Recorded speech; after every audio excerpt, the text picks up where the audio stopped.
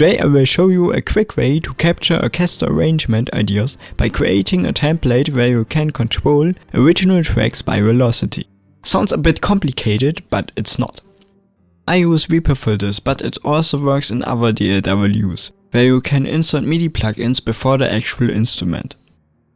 First, create all tracks with the instruments you want to play. It works with any orchestra library. At the moment this is a normal orchestra template, but now we add my self-written JSFX MIDI velocity filter to each track. You can also load the script into other DAWs through the plugin ReaJS. The link is in the description. But now we add my self-written JSFX MIDI velocity filter to each track.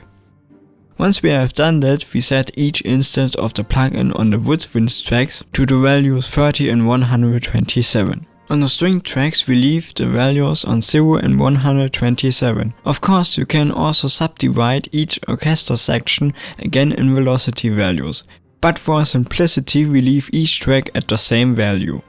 In the bar section the values are 90, bells 80, glockenspiel 70. For the tracks bass drum and cymbals I wrote another JFX called MIDI every note the same. With this plugin it doesn't matter which note you play, you always play only the note you set, which is very helpful for the last two tracks. The velocity values are 80 for the bass drum and 110 for the cymbals.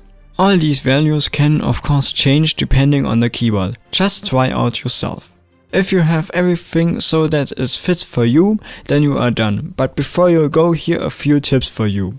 In Reaper you can right click on the record arm button to activate the automatic record arm when track selected function, to play the tracks even faster.